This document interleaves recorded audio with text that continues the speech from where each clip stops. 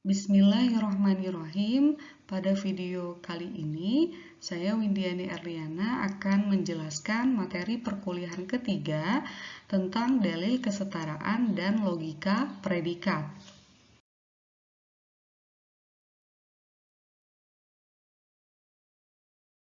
Topik yang akan kita pelajari yang pertama tentang dalil kesetaraan, kemudian predikat, dan yang terakhir ialah kuantifikasi predikat satu peubah.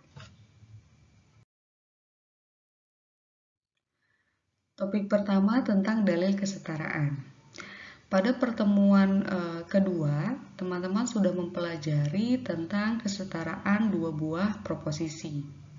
Dua buah proposisi itu disebut setara apabila memiliki nilai kebenaran yang sama untuk semua kemungkinan nilai kebenaran dari proposisi penyusunnya. Teman-teman juga sudah mempelajari bagaimana membuktikan dua buah proposisi itu setara, yaitu dengan menggunakan tabel kebenaran. Nah, sekarang di pertemuan ketiga ini kita akan membuktikan bahwa dua buah proposisi tersebut setara dengan menggunakan dalil-dalil kesetaraan. Pertama, kita akan bahas tentang dalil kesetaraan. Pertama ada dalil keidentikan.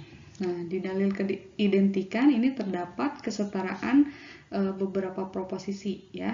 Bahwa proposisi P atau O, ingat O itu menyatakan proposisi yang kontradiksi ya. P atau O itu akan sama dengan P. Lalu P atau I itu sama dengan I. P dan O itu sama dengan O. Lalu P dan I itu sama dengan P. Yang kedua, dalil kesamakuatan. Proposisi P atau P itu akan setara dengan proposisi P. Lalu proposisi P dan P itu setara dengan proposisi P. Berikutnya, dalil komplement. Proposisi P dan negasi P itu akan setara dengan proposisi O. Lalu proposisi P atau negasi P itu setara dengan proposisi I. Yang keempat adalah dalil komutatif. Proposisi P atau Q itu setara dengan proposisi Q atau P. Lalu proposisi P dan Q itu setara dengan proposisi Q dan P. Yang kelima ialah dalil asosiatif. Proposisi P atau Q atau R ini akan sama dengan proposisi P atau proposisi Q atau R. Ya, jadi perhatikan tanda kurungnya. Lalu proposisi P dan Q dan R itu akan setara dengan proposisi P dan Q dan R. Selanjutnya dalil keenam, yaitu dalil distributif. P atau Q dan R itu setara dengan proposisi P atau Q dan P atau R. Lalu berikutnya P dan Q atau R itu setara dengan P dan Q atau P dan R. Perhatikan perangkainya ya. Di sini P atau Q dan R. Kemudian yang B itu adalah P dan Q atau R.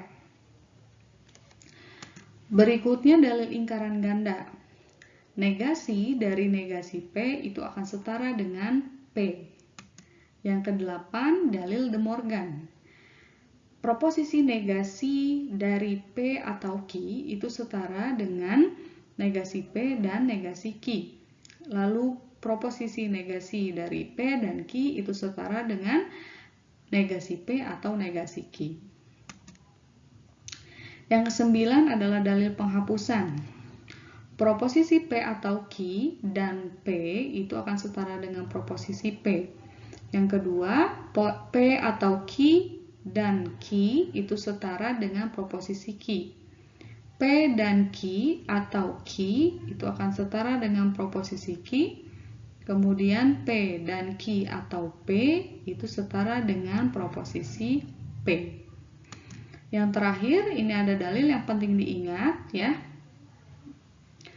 Proposisi jika P maka Q itu setara dengan proposisi negasi P atau Q. Lalu proposisi negasi dari jika P maka Q itu setara dengan P dan negasi Q. Proposisi P biimplikasi Q itu setara dengan jika P maka Q dan jika Q maka P. Berikut ini merupakan tips dalam mengingat dalil-dalil kesetaraan. Ada hubungan padanan analogis antara dalil-dalil kesetaraan dengan sifat-sifat operasi himpunan. Mengingat atau menghafal sifat-sifat operasi himpunan jauh lebih mudah dibanding dalil-dalil kesetaraan, karena sifat-sifat operasi himpunan mempunyai ilustrasi berupa diagram Venn. Oleh karena itu, untuk memudahkan mengingat dalil-dalil kesetaraan, suatu proposisi tunggal P dapat dianalogkan dengan himpunan A. Selanjutnya, untuk proposisi I itu dianalogkan dengan himpunan semesta. Lalu untuk proposisi O itu dianalogkan dengan himpunan kosong. Proposisi negasi P itu dianalogkan dengan komplement dari A. Berikutnya, proposisi P dan Q dianalogkan dengan irisan dari dua buah himpunan, yaitu A iris B. Dan P atau Q itu dianalogkan dengan gabungan antara dua himpunan, ya, yaitu A gabung B. Sebagai contoh, perhatikan dalil keidentikan P dan I, ya. Nah, proposisi P dan I ini setara dengan proposisi P. Nah, bila dianalogkan dengan sifat-sifat operasi himpunan, maka proposisi P ini analog dengan himpunan A, kemudian perangkaidan itu analog dengan irisan, lalu proposisi I itu analog dengan himpunan semesta. Ya. Nah, kalau kita gunakan sifat-sifat operasi himpunan ya dengan menggunakan ilustrasi diagram Venn, misalkan kita punya diagram Venn seperti ini ya, di mana ini menyatakan semesta, kemudian ada himpunan A. Nah, maka bila himpunan A diiris dengan himpunan semestanya, maka akan sama dengan himpunan A itu sendiri.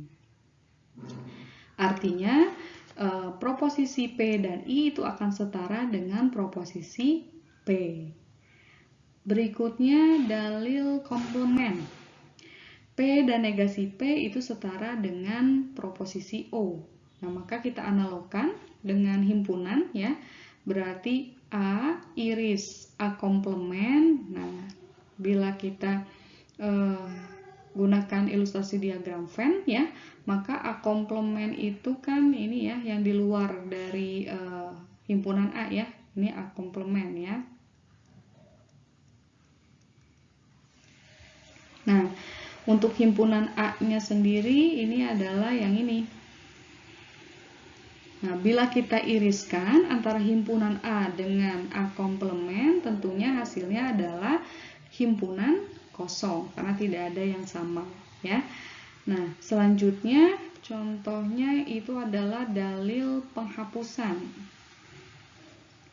Di dalil penghapusan ini proposisi P atau Q dan Q itu setara dengan proposisi Q. Nah, bila kita analogkan dengan himpunan, berarti A gabung B diiris B.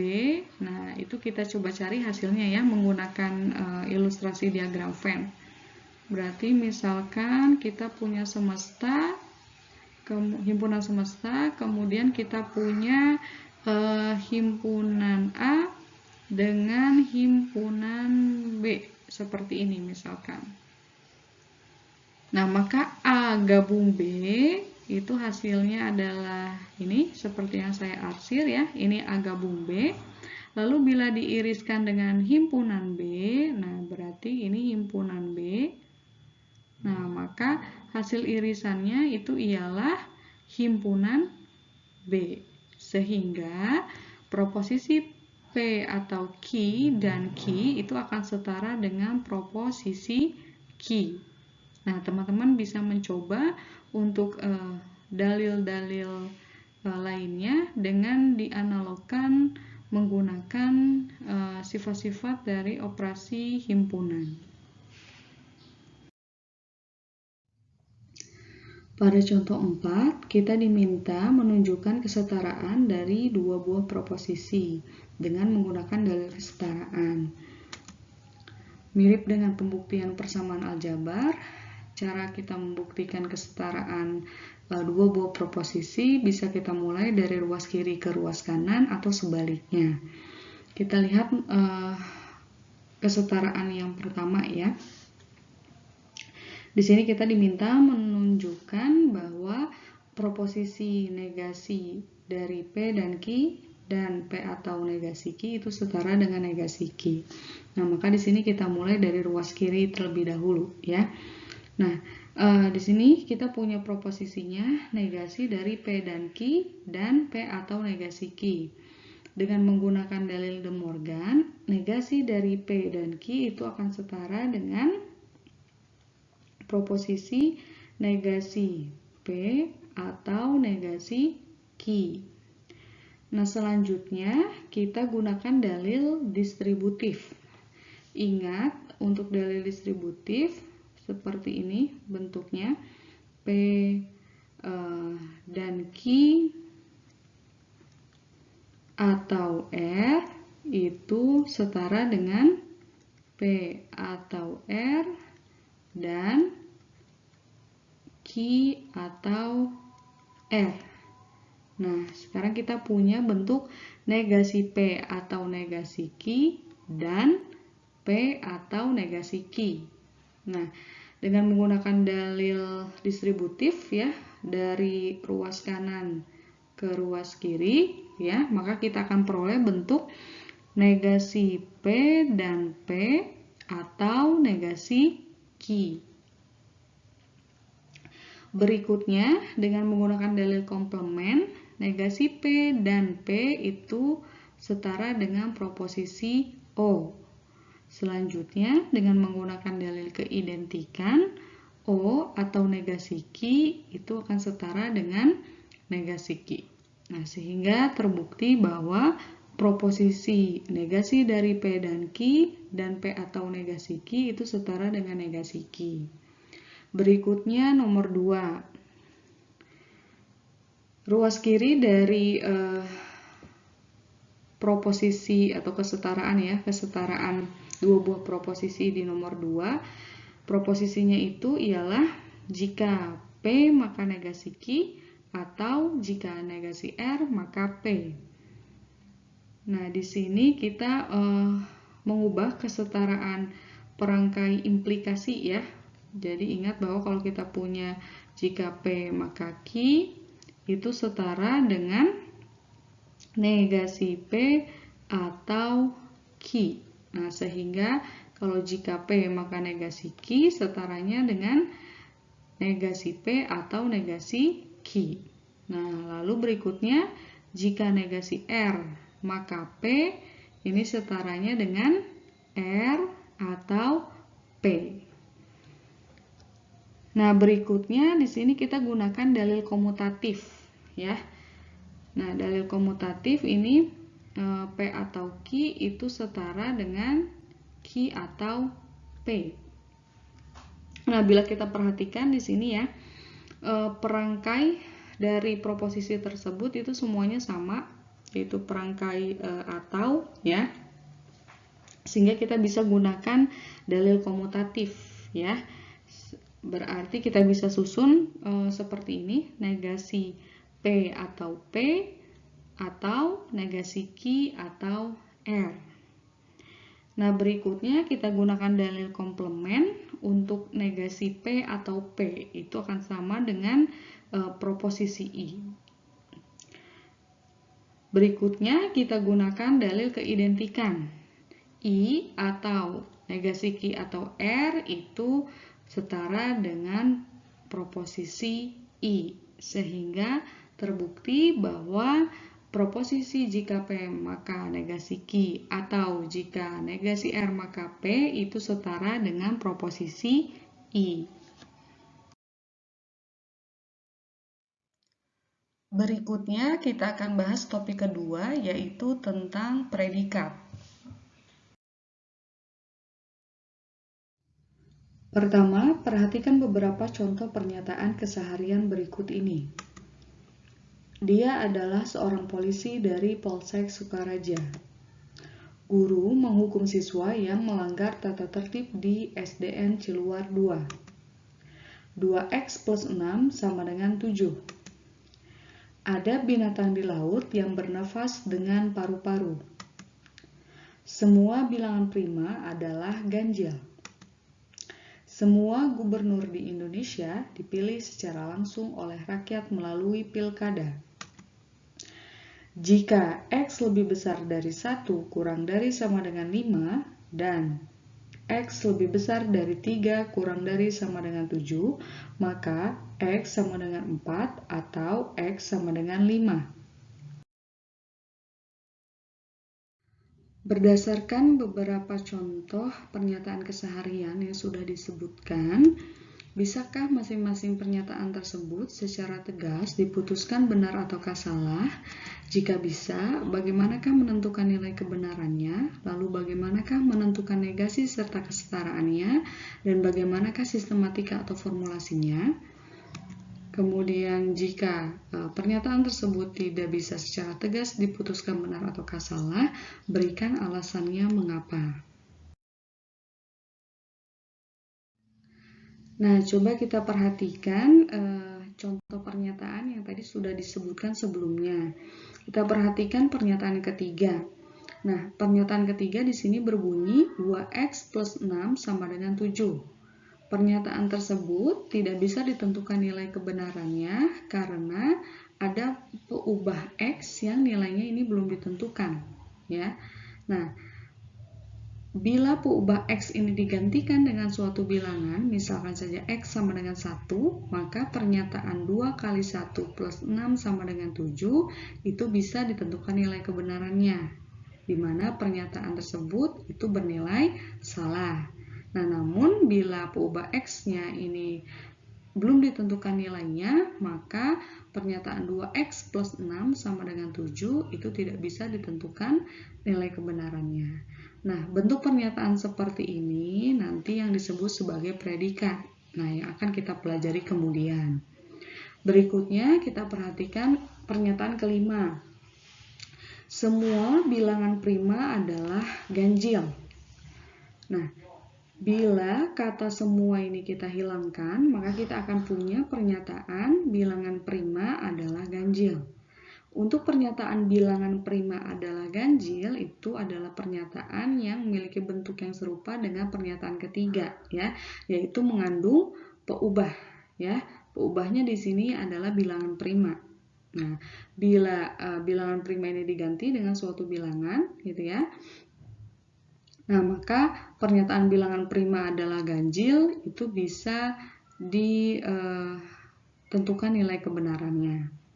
Nah, namun pada pernyataan 5 ini, pernyataan bilangan prima adalah ganjil ini ditambahkan dengan kata semua.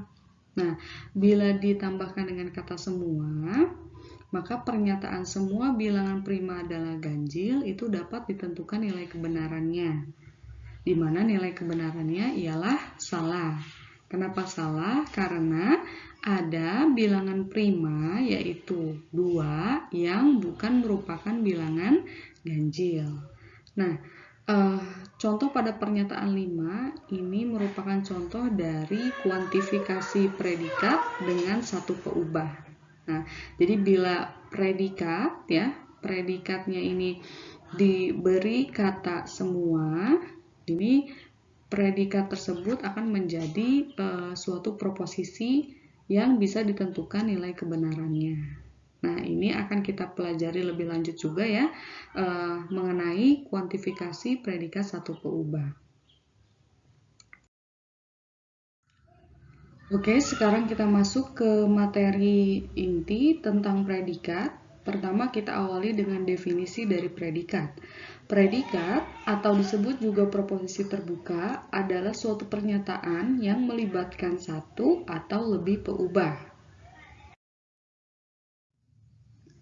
Selanjutnya, pada contoh 5, di sini kita diminta mengidentifikasi predikat-predikat berikut ini memiliki berapa peubah dan sebutkan nama-nama peubahnya. Yang pertama, X lebih besar dari 3 kurang dari sama dengan 10. Nah, ini merupakan predikat dengan satu peubah di mana peubahnya itu adalah X. Kemudian X kuadrat min 3X min 2 sama dengan 0. Nah, ini juga sama dengan yang nomor 1 ya, predikat dengan satu peubah di mana peubahnya itu merupakan peubah X. Lalu yang ketiga, Y sama dengan 2X plus 4. Ini merupakan predikat dengan dua peubah di mana peubahnya itu adalah X dengan Y. Lalu yang keempat, V sama dengan 1/3 pi R kuadrat H. Nah, ini merupakan predikat dengan 3 peubah, di mana peubahnya itu adalah V, R, kemudian H. Nah, ingat, pi ini bukan peubah ya, melainkan bilangan. Lalu yang kelima, makhluk hidup bernafas dengan insang. Nah, maka peubahnya itu merupakan makhluk hidup, ya, sehingga predikat ini merupakan predikat satu peubah. Yang keenam, negara terkena wabah virus corona. Nah, ini merupakan predikat dengan satu peubah juga, di mana peubahnya itu merupakan negara. Untuk pernyataan ketujuh, reaksi suatu senyawa dengan senyawa lain menghasilkan senyawa baru. Nah, ini merupakan predikat dengan 3 peubah, ya, di mana peubahnya di sini ada suatu senyawa, kemudian peubah kedua ini senyawa lain, lalu peubah ketiga itu adalah senyawa baru. Berikut ini merupakan notasi untuk predikat. Nah, kita gunakan huruf besar atau kapital ya, P, Q, R, S. Kemudian untuk peubahnya kita gunakan huruf kecil, misalkan saja X, Y, Z, dan seterusnya. Nah, predikat satu peubah kita notasikan dengan P dalam kurung X, diikuti dengan tanda titik 2, kemudian kita tuliskan pernyataan yang memuat variabel atau peubah X. Berikutnya predikat dengan dua peubah. Notasinya adalah P dalam kurung X, Y. Diikuti tanda titik 2 dan kita tuliskan di sini pernyataan yang memuat variabel atau peubah X dan Y. Sebagai contoh, misalkan yang pertama, predikat P dengan peubah X, di sini menyatakan X kuadrat min 3X min 2 sama dengan 0. Nah, ini adalah contoh dari predikat satu peubah. Kemudian yang kedua, ini predikat dua peubah. Notasinya di sini kita notasikan Q ya, Q X, Y. Nah, menyatakan Y sama dengan 2X plus 4. Kemudian yang ketiga, ini merupakan contoh predikat tiga peubah. Misalkan kita notasikan dengan R, di mana peubahnya adalah X, Y dengan Z. Nah, Rx, Y, Z itu menyatakan senyawa X mengandung unsur Y dan Z. Berikutnya, ini merupakan definisi dari semesta, ya. Himpunan semua makna atau nilai yang didefinisikan untuk suatu predikat sehingga menjadi proposisi itu disebut sebagai himpunan semesta atau cukup disebut semesta saja. Nah, selanjutnya dinotasikan dengan S. Predikat pada umumnya itu bukan proposisi. Predikat dapat berubah menjadi proposisi jika peubahnya diberi atau disubstitusi atau diganti dengan suatu makna atau nilai yang sudah terdefinisikan dengan jelas. Berikut ini merupakan contoh pendefinisian suatu semesta pada suatu predikat. Misalkan yang pertama predikatnya ialah X lebih besar dari 3 kurang dari sama dengan 10. Nah, di sini kita bisa misalkan semestanya itu sebagai himpunan semua bilangan asli. Kemudian untuk yang kedua, predikatnya X kuadrat min 3X min 2 sama dengan 0. Nah, ini bisa kita misalkan semestanya itu adalah himpunan semua bilangan real. Nah, berikutnya untuk predikat Y sama dengan 2X plus 1, di sini kita misalkan X, Y-nya itu merupakan bilangan bulat. Selanjutnya, untuk predikat makhluk hidup bernafas dengan insang, di sini bisa kita misalkan semestanya itu adalah himpunan semua binatang di laut. Berikut beberapa catatan tentang semesta predikat. Himpunan semesta berkaitan dengan ruang lingkup peubah dari suatu predikat, sehingga dapat diperluas ataupun dipersempit. Misal, predikat Y sama dengan 2X plus 1 dengan S sama dengan X, Y, di mana X, Y-nya itu bilangan bulat, bisa diubah menjadi S-nya atau himpunan semestanya menjadi X, Y, di mana X, Y-nya itu bilangan real.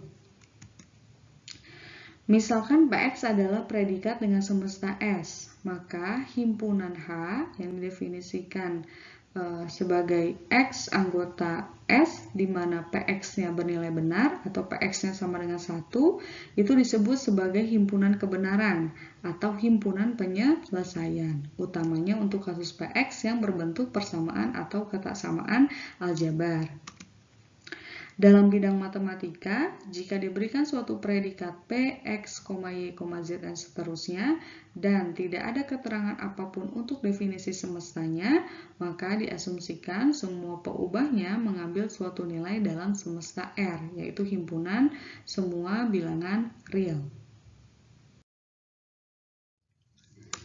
Suatu predikat P dengan Q bila ditambah dengan perangkai dasar, negasi, konjungsi, disjungsi, implikasi, atau biimplikasi akan menjadi suatu predikat baru.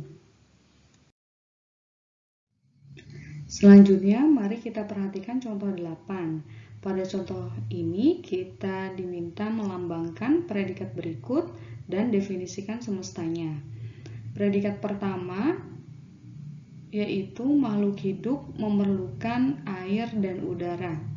Nah, dalam predikat ini, yang merupakan peubah ialah makhluk hidup.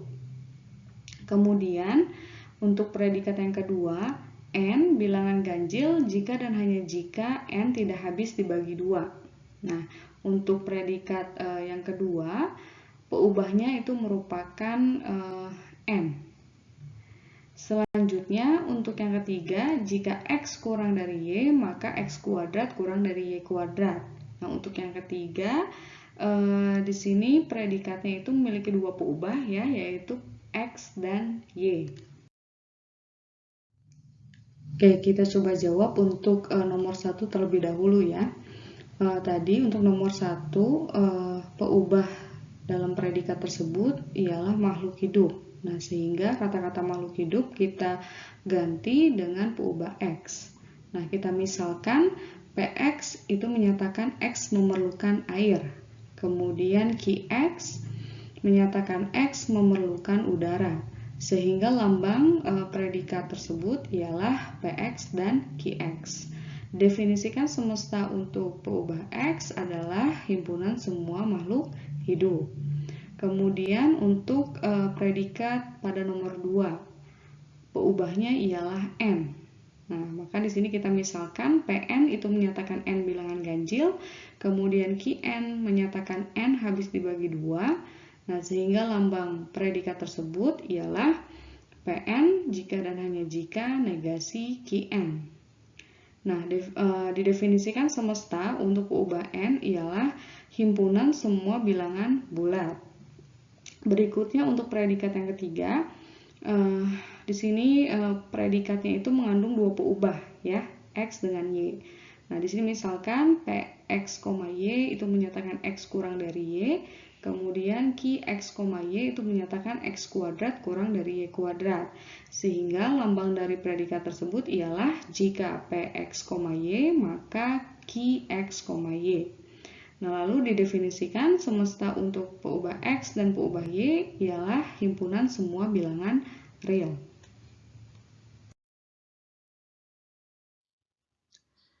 Berikutnya, topik ketiga yang akan kita bahas ialah tentang kuantifikasi predikat satu peubah. Kuantifikasi predikat. Untuk mengubah predikat menjadi proposisi, selain dengan cara memberi nilai peubah pada suatu anggota semestanya, ialah dengan menambah suku pengkuantifikasi pada predikat yang padanya telah didefinisikan suatu semesta. Terdapat dua jenis suku pengkuantifikasi, ada suku pengkuantifikasi umum, kemudian ada suku pengkuantifikasi khusus. Untuk suku pengkuantifikasi umum, secara verbal, kata-katanya ialah semua atau setiap. Lambangnya seperti ini, seperti huruf A terbalik ya. Kemudian untuk negasinya, untuk lambangnya tinggal kita beri tanda negasi saja di depan lambang semua atau setiap. Nah, kemudian secara verbal ini bisa kita sebut tidak semua. Berikutnya untuk suku pengkuantifikasi khusus. Secara verbal ini kita sebut ada atau beberapa, kemudian lambangnya ini, seperti E terbalik. Lalu bila ungkapan verbalnya itu adalah ada tepat satu, maka lambangnya tinggal ditambahkan notasi tanda seru ya, setelah tanda E terbalik. Kemudian untuk negasinya diungkapkan sebagai tidak ada. Kemudian lambangnya tinggal ditambah lambang negasi ya di depan lambang suku pengkuantifikasi khusus. Berikutnya notasi dan arti kuantifikasi untuk predikat satu peubah. Misalkan pada predikat PX itu telah didefinisikan suatu semesta S. Nah, notasi pengkuantifikasi umumnya ialah sebagai berikut. Jadi di sini kita tuliskan dulu notasi untuk suku pengkuantifikasi umumnya, kemudian peubahnya, di mana peubahnya itu merupakan elemen dari semestanya, sehingga ditulis X elemen dari S, lalu disertai dengan predikatnya. Atau cukup ditulis seperti ini, ya, tanpa menggunakan notasi elemen dari S. Kemudian, jika konteks keanggotaan X atau semestanya itu sudah jelas, nah maka notasi tersebut dibaca untuk semua X anggota dari S itu berlaku PX dan dapat diartikan sebagai berikut. Proposisi untuk semua X anggota S berlaku PX itu bernilai benar jika PX bernilai benar untuk semua X anggota dari semesta. Dan proposisi tersebut bernilai salah jika PX itu bernilai salah untuk paling sedikit ada satu X dalam S. Selanjutnya, notasi pengkuantifikasi khusus. Notasinya adalah sebagai berikut. Kita tuliskan dulu notasi suku pengkuantifikasi khususnya, kemudian peubahnya, misalkan X, lalu diikuti dengan anggota dari semesta, ya, jadi X anggota semesta, lalu disertai dengan predikatnya PX. Atau sama ya, seperti yang notasi pengkuantifikasi umum, cukup ditulis seperti ini tanpa notasi elemen dari S. Nah, jika semestanya sudah jelas, maka notasi tersebut dibaca ada X anggota dari S berlaku PX dan dapat diartikan sebagai berikut. Proposisi ada X anggota S berlaku PX itu bernilai benar jika PX bernilai benar untuk sedikitnya satu X anggota dari S. Dan proposisi tersebut bernilai salah jika PX itu bernilai salah untuk semua X anggota dari S. Lalu berikutnya, untuk notasi pengkuantifikasi ada tepat satu, di sini kita tuliskan notasinya ya, E terbalik diikuti dengan tanda seru, kemudian sama seperti yang sebelumnya dituliskan dulu peubahnya, kemudian dituliskan bahwa peubahnya itu anggota dari semestanya ya, X anggota dari S, lalu disertai dengan predikatnya PX, atau cukup ditulis seperti ini. Nah, jika semestanya sudah jelas, maka notasi tersebut bisa dibaca ada tepat satu X anggota S berlaku PX dan dapat diartikan sebagai berikut.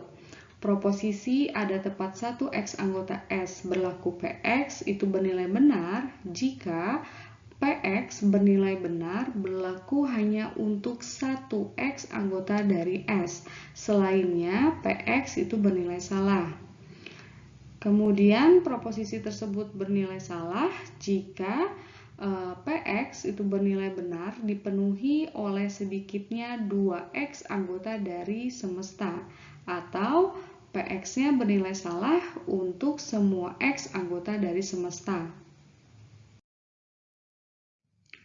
Contoh 9. Lambangkan proposisi berikut dan jelaskan nilai kebenarannya.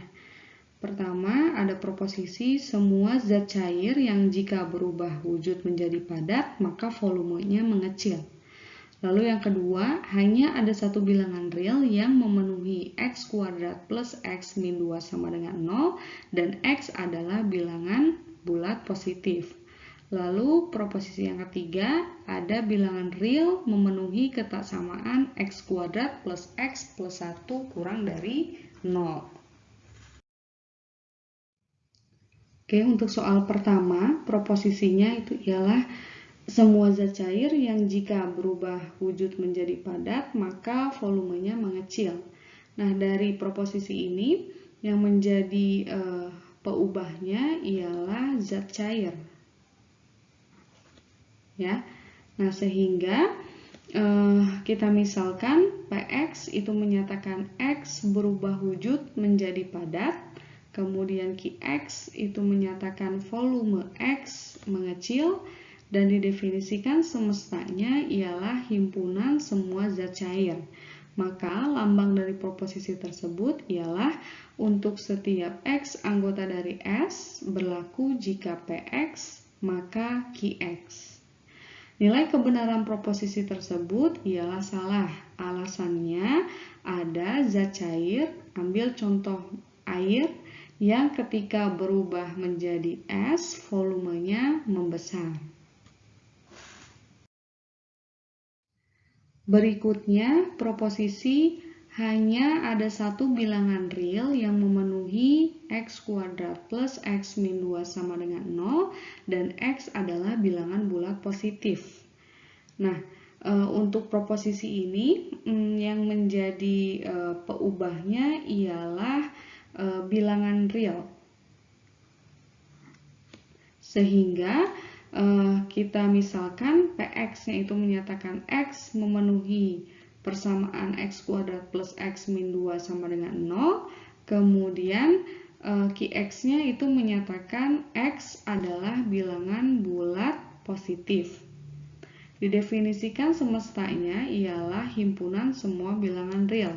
Maka proposisi tersebut dilambangkan, nah karena di sini hanya ada satu, berarti lambangnya khusus untuk yang ada tepat satu, ya, sehingga menggunakan tanda seru.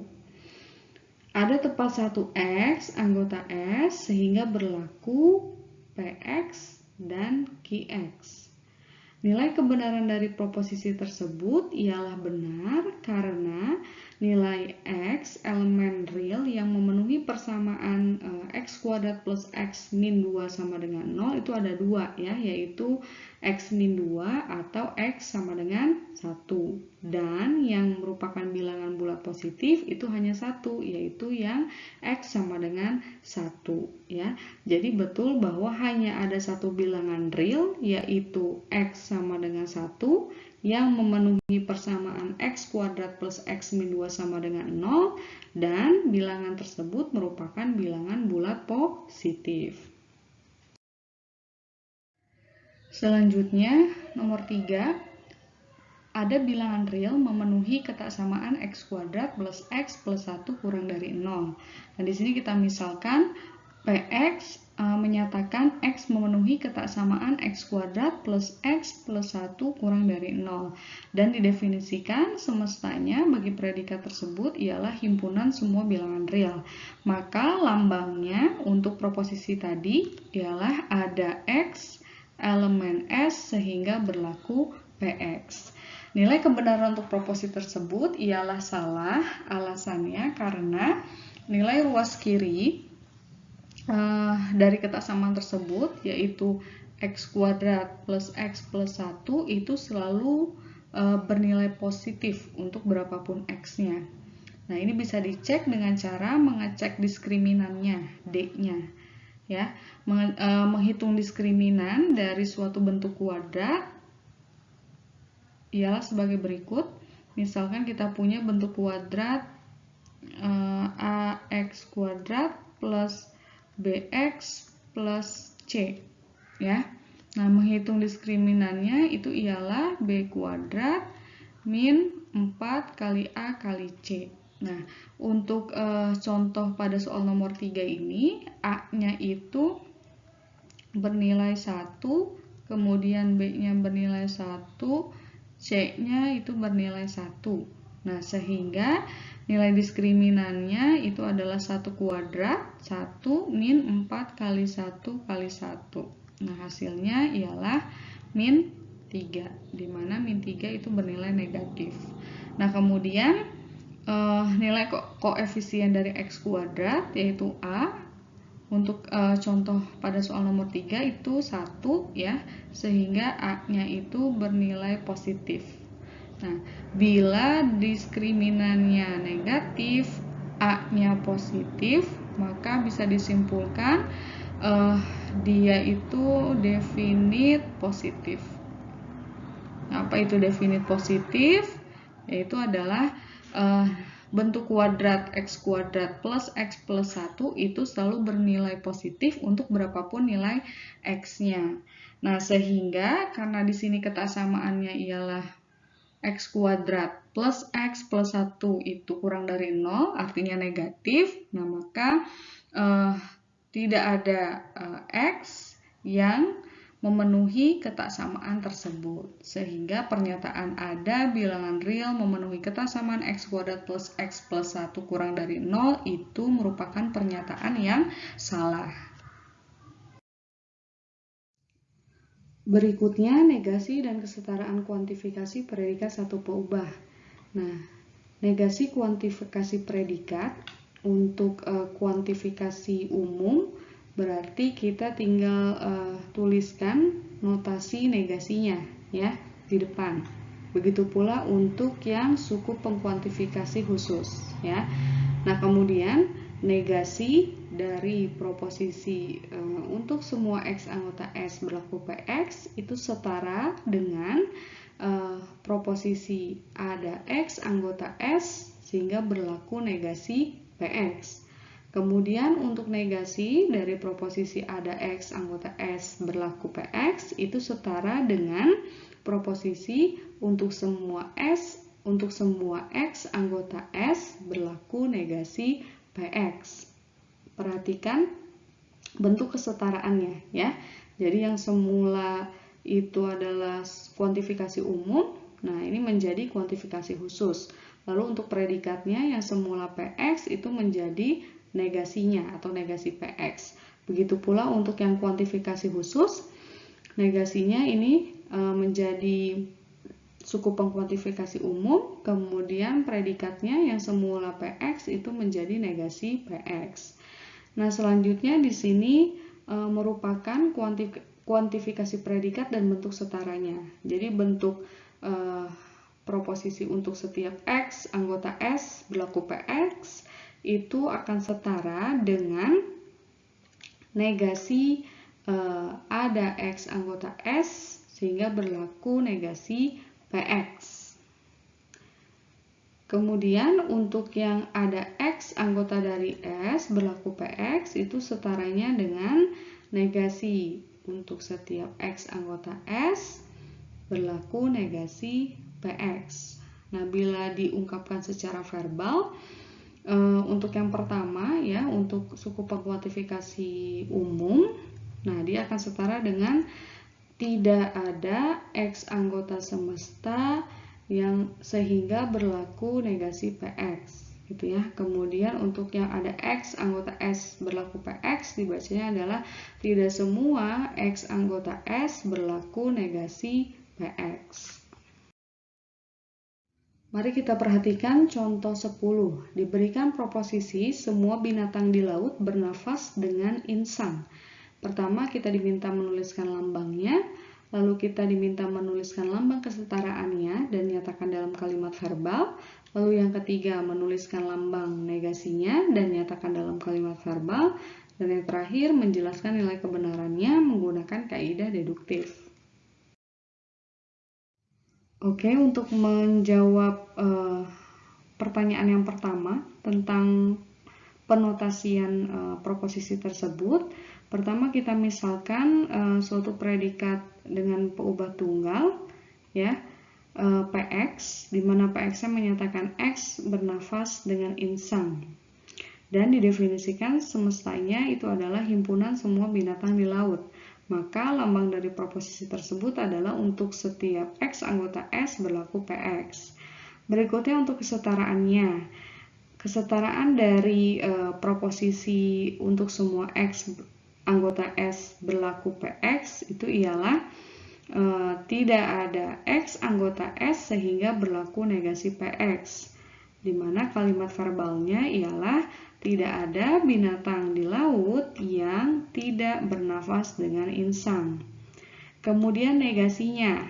Nah, negasi dari proposisi tersebut ialah ada X anggota S sehingga berlaku negasi PX. Secara verbal, notasi tersebut bisa dibaca ada binatang di laut yang tidak bernafas dengan insang. Lalu berikutnya menentukan nilai kebenarannya.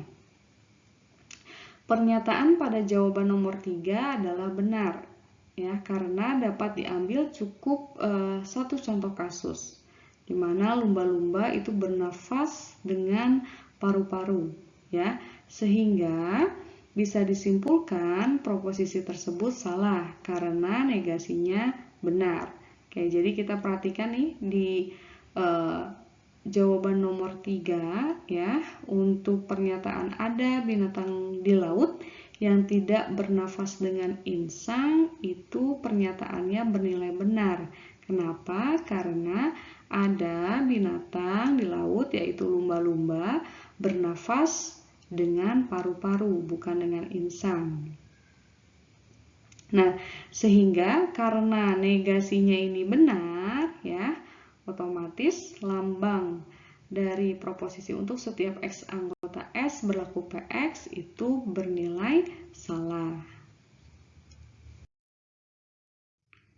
Selanjutnya contoh 11. Diberikan proposisi ada bilangan real yang bukan bilangan prima, tetapi bilangan bulat. Nah, tuliskan lambangnya dan tuliskan lambang kesetaraannya serta nyatakan dalam kalimat verbal. Kemudian tuliskan lambang negasinya dan nyatakan dalam kalimat verbal. Dan yang keempat adalah jelaskan nilai kebenarannya menggunakan kaidah deduktif. Oke, pertama kita misalkan PX itu menyatakan X bilangan prima, kemudian QX menyatakan X bilangan bulat. Dan definisikan semesta S itu sebagai himpunan semua bilangan real. Maka lambang dari proposisi tersebut ialah ada X anggota dari S sehingga berlaku negasi PX dan QX, ya. Atau secara verbal tadi proposisinya ialah ada bilangan real yang bukan merupakan bilangan prima tetapi merupakan bilangan bulat. Kemudian untuk kesetaraan dari proposisi tersebut ialah, nah karena di sini proposisinya berbentuk seperti ini, ya. Nah, dia ini akan setara dengan bentuk tidak semua, gitu ya, X anggota dari S sehingga berlaku apa? Negasi dari proposisinya, predikatnya, ya. Nah, berarti negasi dari negasi PX dan QX. Nah, selanjutnya negasi dari negasi PX dan QX dengan menggunakan dalil De Morgan itu akan setara dengan PX atau negasi QX. Nah, sehingga kesetaraannya akan berbentuk seperti ini notasinya, ya. Nah, di mana notasi tersebut dibaca Tidak semua bilangan real merupakan bilangan prima atau bukan bilangan bulat. Lalu bagaimana dengan negasinya? Nah, ingat negasi ya, dari proposisi ada X, anggota dari S, sehingga berlaku PX itu setara dengan untuk setiap X anggota S berlaku negasi PX. Nah, berarti kita buat ini ya notasinya untuk setiap X anggota S. Lalu ini merupakan negasi dari ini ya, negasi dari predikat negasi PX dan QX. Nah, sama seperti kesetaraannya tadi ya, kita gunakan dalil De Morgan sehingga kita akan dapat di sini PX atau negasi QX. Nah, secara verbal notasi tersebut dibaca semua bilangan real merupakan bilangan prima atau bukan bilangan bulat. Nah, lalu bagaimana untuk nilai kebenaran dari proposisi tersebut ya? Jadi tadi proposisinya dibilang bahwa apa? Ada bilangan real yang bukan merupakan bilangan prima tetapi merupakan bilangan bulat. Nah, proposisi tersebut itu bernilai benar karena dapat diambil cukup satu contoh kasus, yaitu ketika X-nya sama dengan 4, di mana X sama dengan 4 itu merupakan bilangan real yang bulat tetapi bukan prima. Nah, sehingga pernyataan tersebut tadi benar ya. Demikian materi untuk perkuliahan ketiga. Berikut ini ialah referensi yang digunakan dalam menyusun materi perkuliahan ketiga.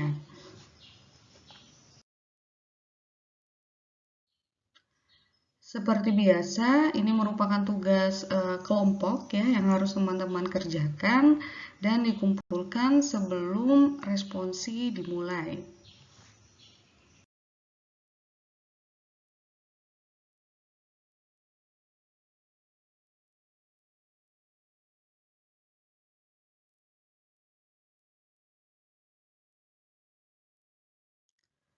Terima kasih atas perhatiannya. Semoga apa yang saya jelaskan bisa bermanfaat untuk teman-teman semua.